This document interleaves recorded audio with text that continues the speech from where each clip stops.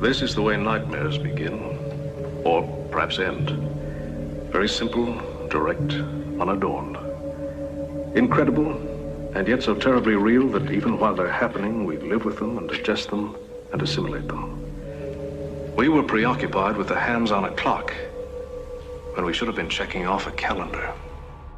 With any point of historical contention, each party at variance often gets caught up in too many trifles, so much so that soon thereafter none can see the forest for the trees.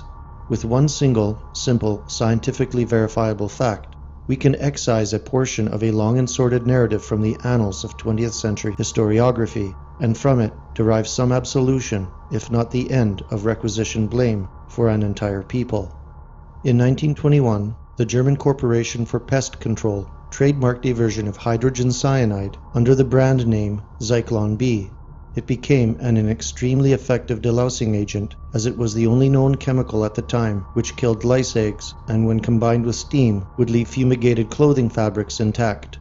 During the Second World War, it was utilized at almost all of the labor camps in Central and Eastern Europe to prevent typhus, a lethal bacteria carried by lice.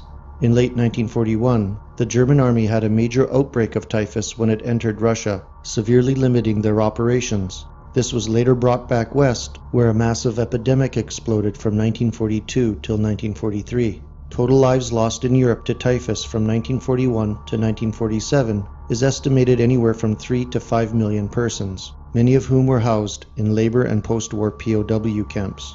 The mechanism of death from lethal doses and/or toxic inhalation of hydrogen cyanide, also known as prussic acid, is nearly identical to that of carbon monoxide poisoning. With hydrogen cyanide, the body cells are prevented from using oxygen via the chemical inhibition of cytochrome C oxidase, while with cases of carbon monoxide poisoning, the inhaled gas combines in the bloodstream to create carboxyhemoglobin, which prevents red blood cells from carrying oxygen to the body tissues. In both, and with 100% forensic certitude in hydrogen cyanide fatalities, the decedent's skin will manifest red or pink blotches over much of the body, with particularly brighter hues around the mouth, nostrils, armpits, groin, and limb extremities.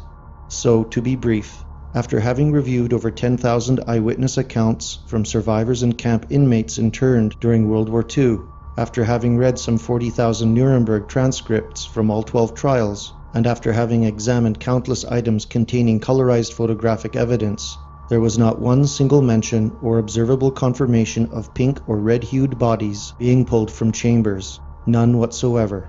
Surely the brightly colored bodies would have stood out in stark contrast to those that had perished at other times and places within the camps.